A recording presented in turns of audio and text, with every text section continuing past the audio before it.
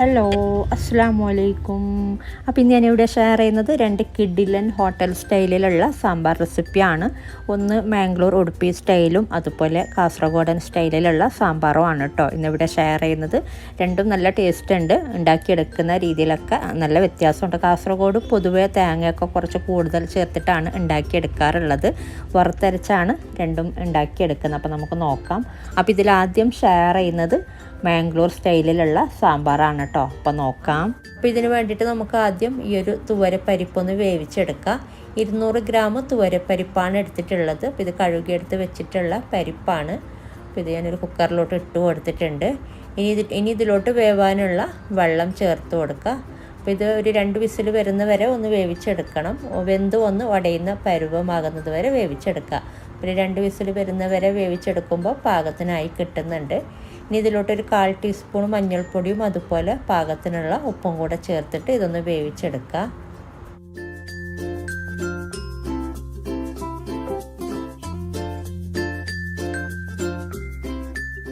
അപ്പോൾ ഇത് വേവിച്ചെടുത്തിട്ടുണ്ട്. ഇത് നമുക്ക് ഒരു ബൗളിലോട്ട് മാറ്റാം. എന്നിട്ട് ഈ ഒരു സെയിം കുക്കറിൽ തന്നെ ഇതിലേക്ക് വേണ്ട പച്ചക്കറിയും കൂടെ വേവിച്ചെടുക്കാനുണ്ട്.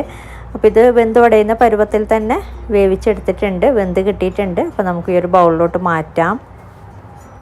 അപ്പോൾ ഇനി നമുക്ക് ഈ ഒരു സെയിം കുക്കറിൽ തന്നെ ഇതിലേക്ക് വേണ്ട പച്ചക്കറിയും കൂടെ വേവിച്ചെടുക്കാം. അപ്പോൾ ഞാനിതിലോട്ട് ചേർത്ത് കൊടുക്കുന്നത് വെള്ളരിക്ക, അതുപോലെ ക്യാരറ്റ്, പൊട്ടാറ്റോ 3ഉം കൂടെ ഓരോ കപ്പ് വീതം എടുത്തിട്ടുണ്ട്. അപ്പോൾ ഇതിൻ്റെ വേവ് ഏകദേശം എല്ലാം സെയിം വേവാണ് 3നും. അപ്പോൾ അതുകൊണ്ട് ഞാൻ ഒരുമിച്ച് ഇട്ട് കൊടുക്കുന്നുണ്ട്. നിങ്ങൾക്ക് ഇഷ്ടമുള്ള പച്ചക്കറി എടുക്കാം കേട്ടോ.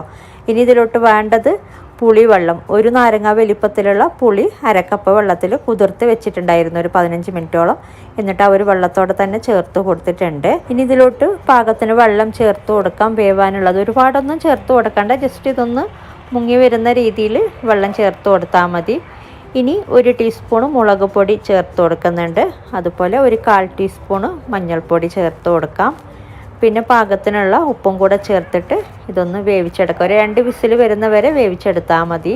പിന്നെ ഇതിലോട്ട് മുരിങ്ങക്ക അതുപോലെ വെണ്ടക്ക ഒക്കെ ചേർക്കുന്നുണ്ടെങ്കിൽ ഇതൊരു 1/4 വേവാകുമ്പോൾ ചേർത്ത് കൊടുത്താൽ മതി. അവസാനം ഇതൊന്ന് വെന്ത് കഴിയുമ്പോൾ ചേർത്ത് കൊടുത്താലും മതി. ഈ ഒരു സമയത്ത് തന്നെ ചേർത്ത് കൊടുക്കുമ്പോൾ അത് നല്ലോണം ഉടഞ്ഞു പോകും. അപ്പോൾ ഇനി നമുക്കിതൊന്ന് വേവിച്ചെടുക്കാം. അപ്പോൾ ഈ സമയം കൊണ്ട് നമുക്കിതിലേക്കുള്ള മസാലക്കൂട്ട് റെഡിയാക്കാം. അപ്പോൾ അതിന് വേണ്ടിയിട്ട് ഒരു പാനിലോട്ട് 5 ടീസ്പൂണ് മല്ലി ചേർത്ത് കൊടുക്കുക. ഇപ്പോൾ ഞാൻ ഫ്ലെയിം ഓൺ ആക്കിയിട്ടില്ല. ഇപ്പോൾ ജസ്റ്റ് ഒന്ന് ഡ്രൈ ആയിട്ടുള്ള പാനിലോട്ട് 5 ടീസ്പൂണ് മല്ലിയാണ് കേട്ടോ ചേർത്ത് കൊടുക്കുന്നത്. ഒന്ന് കഴുകി ജസ്റ്റ് ഒന്ന് ഉണക്കിയെടുത്തിട്ടുള്ള മല്ലിയാണ്. ഇനി ഇതിലോട്ട് ചേർത്ത് കൊടുക്കുന്ന 1/2 ടീസ്പൂണ് ഉലുവ ചേർത്ത് കൊടുക്കാം. പിന്നെ വേണ്ടത് 2 ടീസ്പൂണ് കടലപ്പരിപ്പ്, 2 ടീസ്പൂൺ കടലപ്പരിപ്പും കൂടെ ചേർത്ത് കൊടുക്കുന്നുണ്ട്. ഇനി ഇതിലോട്ട് മുളക് ചേർത്ത് കൊടുക്കാം. വറ്റൽ മുളകാണ് ഞാൻ ചേർത്ത് കൊടുക്കുന്നത്. 5ഓ 6ഓ ചേർത്ത് കൊടുക്കാം. അധികം എരിവില്ലാത്ത മുളകാണ് കേട്ടോ വറ്റൽ മുളക്. ഈ ഒരു കാശ്മീരി മുളക് ഇപ്പോൾ 6 ചേർത്ത് കൊടുക്കുന്നുണ്ട്. 5ഓ 6ഓ ചേർത്ത് കൊടുത്താൽ മതി. ഇനി ഇതിലോട്ടൊരു 1/4 കപ്പ് ചിരകിയ തേങ്ങയും കൂടെ ചേർത്തിട്ട് ഇതൊന്ന് ഫ്ലെയിം ഓൺ ആക്കിയിട്ട് ഒരു മീഡിയം ഫ്ലെയിമിൽ വെച്ചിട്ടൊന്ന് വറുത്തെടുക്കുക. ഒരു ലൈറ്റ് ബ്രൗൺ കളർ ആകുന്നത് വരെ ഒന്ന് വറുത്തെടുക്കുക കേട്ടോ. അപ്പോൾ ഇത് വറുത്തെടുത്തിട്ടുണ്ട്. ഇനി ഫ്ലെയിം ഒന്ന് കുറച്ച് വെച്ചിട്ട് ഇതിലോട്ട് ഒരു 1/4 ടീസ്പൂൺ കായപ്പൊടിയും കൂടെ ചേർത്ത് കൊടുക്കാം. എന്നിട്ടൊന്ന് നന്നായിട്ടൊന്ന് മിക്സ് ചെയ്തിട്ട് ഫ്ലെയിം ഓഫ് ചെയ്യാം. ഓക്കെ, അപ്പോൾ ഇത്രയും മതി. ഇനി നമുക്കിത് ഫ്ലെയിം ഓഫ് ചെയ്തിട്ട് ചൂടാറാൻ വേണ്ടിയിട്ട് മാറ്റി വെക്കാം. ചൂടാറി കഴിയുമ്പോൾ ഒരു ബ്ലെൻഡറിലിട്ടിട്ട് ആവശ്യത്തിന് വെള്ളവും കൂടെ ചേർത്തിട്ട് നന്നായിട്ട് അരച്ചെടുക്കാം. നല്ല മഷി പോലെ അരച്ചെടുക്കാം കേട്ടോ. പാകത്തിന് വെള്ളവും കൂടെ ചേർത്തിട്ട് അരച്ചെടുത്താൽ മതി.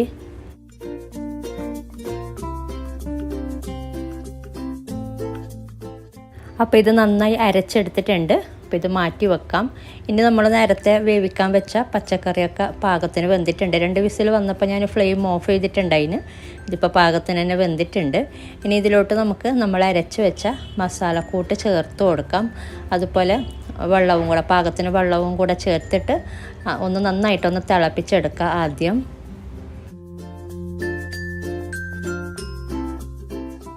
ഇനി ഇത് നന്നായിട്ട് തിളപ്പിച്ചെടുക്കാം. നല്ലോണം തിളച്ചതിന് ശേഷം ഒരു 2 മിനിറ്റോളം ഒന്ന് നന്നായിട്ട് തിളപ്പിക്കുക. തിളച്ചതിന് ശേഷം വീണ്ടും തിളപ്പിക്കുക കേട്ടോ. 2 മിനിറ്റോളം ഒരു മീഡിയം ഫ്ലെയിമിൽ വെച്ചിട്ട്. എന്നിട്ട് നമുക്കിതിലോട്ട് പരിപ്പ് ചേർത്ത് കൊടുക്കാം.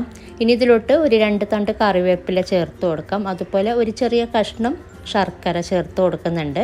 ഇനി ഇത് നന്നായിട്ടൊന്ന് തിളപ്പിച്ചെടുക്കുക. പിന്നെ ഉപ്പ് നോക്കിയിട്ട് നമ്മൾ പരിപ്പ് ചേർത്തതിന് ശേഷം ഉപ്പ് നോക്കിയിട്ട് ചേർത്ത് കൊടുക്കാം. അപ്പോൾ ഇത് സദ്യയുടെ കൂടെയൊക്കെ കഴിക്കാൻ പറ്റിയ സാമ്പാറാണ്. നമ്മൾ സദ്യയിൽ സാമ്പാർ കൂടുതലും കഴിക്കാറുണ്ടല്ലോ, ഒഴിച്ച് കൂട്ടി കഴിക്കുന്നത് സാമ്പാറല്ലേ. അപ്പോൾ ഇതൊരു 6 പേർക്ക് അല്ലെങ്കിൽ ഒരു 8 പേർക്കൊക്കെ കഴിക്കാനുള്ള അളവാണ് കേട്ടോ. ഇതിപ്പോൾ നന്നായി തിളച്ചിട്ടുണ്ട്. ഇനി ഇതിലോട്ട് നമുക്ക് ഈ പരിപ്പ് വേവിച്ചത് ചേർത്ത് കൊടുക്കാം. എന്നിട്ട് നന്നായി മിക്സ് ചെയ്തിട്ട് വീണ്ടും തിളപ്പിച്ചെടുക്കാം. അപ്പോൾ ഇതിലോട്ട് ഉപ്പ് ചേർത്ത് കൊടുക്കാം നോക്കിയിട്ട്. എന്നിട്ട് നന്നായി തിളക്കുമ്പോൾ നമുക്ക് ഫ്ലെയിം ഓഫ് ചെയ്യാം.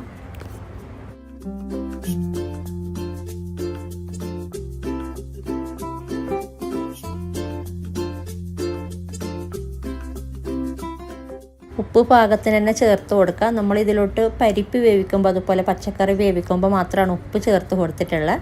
ഉപ്പ് പാകത്തിന് തന്നെ ചേർത്ത് കൊടുക്കുക.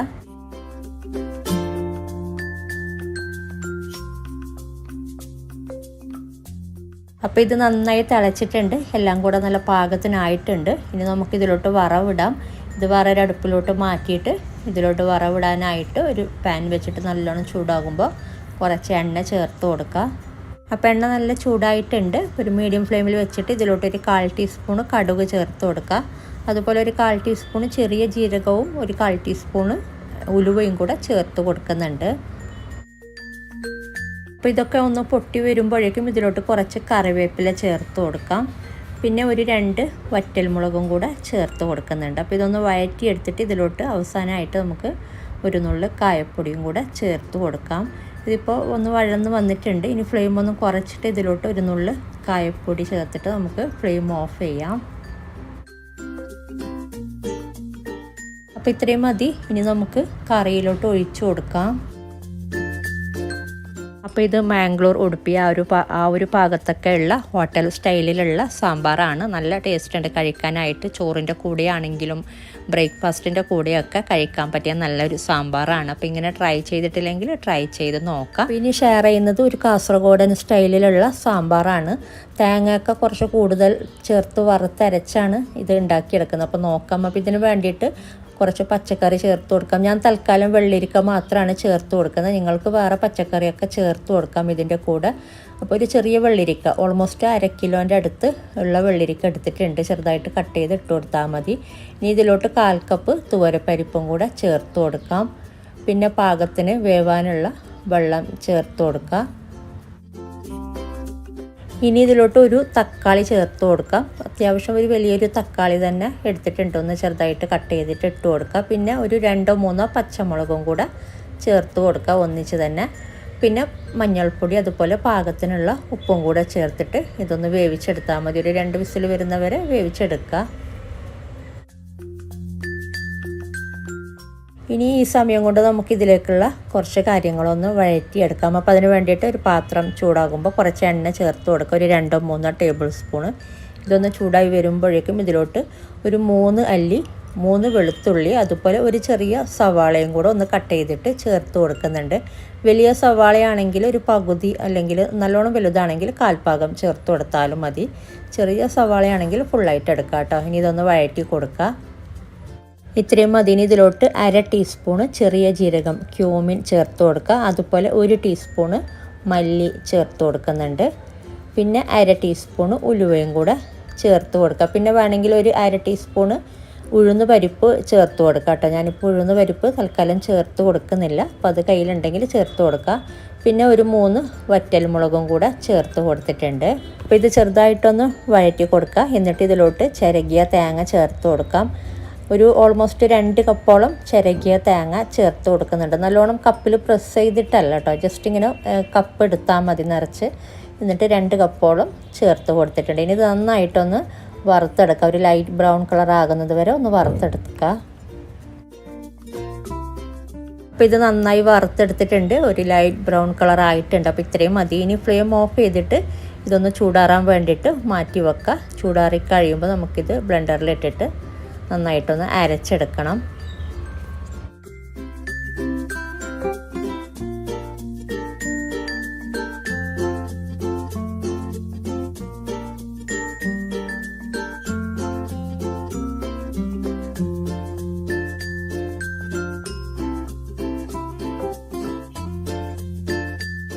അപ്പോൾ മൊത്തം ബ്ലെൻഡറിലോട്ട് ഇട്ട് കൊടുത്തിട്ടുണ്ട്. അതുപോലെ നല്ലോണം ചൂടാറിയിട്ടുണ്ട് കേട്ടോ. ചൂടാറിയിട്ട് തന്നെ ഇട്ട് കൊടുത്താൽ മതി. ഇനി പാകത്തിന് വെള്ളം ചേർത്തിട്ട് ഇത് നന്നായിട്ട് നല്ല മഷി പോലെ അരച്ചെടുക്കുക. അപ്പോൾ ഇത് നന്നായി അരച്ചെടുത്തിട്ടുണ്ട്. അപ്പോൾ ഇതുപോലെ നന്നായിട്ട് തന്നെ നല്ല മഷി പോലെ അരച്ചെടുക്കാം. ഇനി നമ്മൾ നേരത്തെ വേവിക്കാൻ വെച്ച ഈ ഒരു വെള്ളരിക്ക ഞാൻ ഫ്ലെയിം ഓഫ് ചെയ്തിട്ടുണ്ടായിരുന്നു 2 വിസിൽ വന്നപ്പോൾ. അപ്പോൾ പാകത്തിന് ഇത് വെന്തിട്ടുണ്ട്.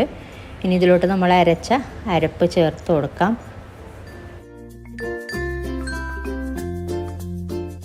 ഇനി ഇതിലോട്ട് കുറച്ച് വെള്ളവും കൂടെ ചേർത്ത് കൊടുക്കാം. ഈ ഒരു ബ്ലെൻഡറിലോട്ട് തന്നെ ചേർത്തിട്ട് വെള്ളം ചേർത്ത് കൊടുത്തിട്ടുണ്ട്. പാകത്തിന് വെള്ളം ചേർത്ത് കൊടുത്താൽ മതി. ഇനി ഇത് നന്നായി മിക്സ് ചെയ്തിട്ട് തിളപ്പിച്ചെടുക്കാം. പിന്നെ ഇതിലോട്ട് ഉപ്പ് ചേർത്ത് കൊടുക്കുക, നോക്കിയിട്ട് പാകത്തിന് ഉപ്പ് ചേർത്ത് കൊടുക്കുക. അതുപോലെ മഞ്ഞൾപ്പൊടി നമ്മൾ അരക്കുമ്പോൾ ചേർത്ത് കൊടുത്തിട്ടില്ലായിരുന്നു, അരക്കുന്ന കൂട്ടത്തിൽ. ഈ ഒരു സമയത്ത് മഞ്ഞൾപ്പൊടിയും കൂടെ ചേർത്ത് കൊടുക്കുക. അപ്പോൾ പാകത്തിന് ഉപ്പും 1/4 ടീസ്പൂണ് മഞ്ഞൾപ്പൊടിയും കൂടെ ചേർത്ത് കൊടുക്കുക. എന്നിട്ട് ഇത് നന്നായിട്ട് തിളപ്പിച്ചെടുക്കുക. നന്നായി തിളക്കുമ്പോൾ നമുക്ക് ഫ്ലെയിം ഓഫ് ചെയ്യാം.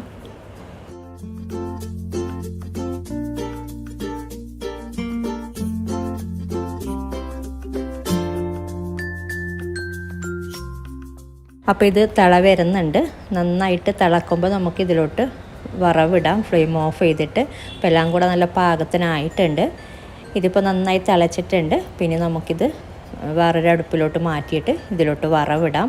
അപ്പോൾ വറവിടാനായിട്ട് കുറച്ച് എണ്ണ ചേർത്ത് ചൂടായി വരുമ്പോഴേക്കും കടുക് ഇട്ടിട്ട് പൊട്ടിച്ചൊഴിക്കുക. 1/4 ടീസ്പൂൺ കടുക് ചേർത്ത് കൊടുക്കുക.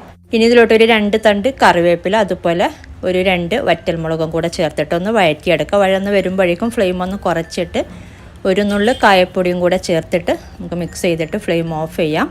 എന്നിട്ട് കറിയിലോട്ട് ഒഴിച്ചു കൊടുക്കാം. അപ്പോൾ ഇതാണ് കാസർഗോഡൻ സ്റ്റൈലിലുള്ള സാമ്പാർ. തേങ്ങയൊക്കെ കുറച്ച് കൂടുതൽ ചേർത്ത് കൊടുക്കും കാസർഗോഡ് പൊതുവെ. അപ്പോൾ നമുക്കിത് അപ്പത്തിൻ്റെ കൂടെയും ചോറിൻ്റെ കൂടെയും ദോശയുടെ കൂടെ ഒക്കെ കഴിക്കാൻ പറ്റിയ നല്ലൊരു സാമ്പാറാണ്. അപ്പോൾ ഇങ്ങനെ ട്രൈ ചെയ്തിട്ടില്ലെങ്കിൽ ട്രൈ ചെയ്ത് നോക്കാം. 2 സാമ്പാറും നല്ല ടേസ്റ്റ് ഉണ്ട്. അപ്പോൾ ഇതൊക്കെയാണ് ഇന്നത്തെ വീഡിയോയിൽ. അപ്പോൾ ഇന്നത്തെ വീഡിയോ നിങ്ങൾക്ക് ഇഷ്ടപ്പെട്ടാൽ ലൈക്ക് ചെയ്യാനും കമൻറ്റ് ചെയ്യാനും ഷെയർ ചെയ്യാനും മറക്കരുത്. അതുപോലെ നിങ്ങൾ എൻ്റെ ചാനൽ ഇതുവരെ സബ്സ്ക്രൈബ് ചെയ്യാത്തവരാണ് വീഡിയോ കാണുന്നതെങ്കിൽ ഒന്ന് സബ്സ്ക്രൈബ് ചെയ്യാനും മറക്കരുത്. അപ്പോൾ ഇനി ഇതുപോലെ നല്ല റെസിപ്പിയുമായിട്ട് മറ്റൊരു വീഡിയോയിൽ കാണാം. Thank you.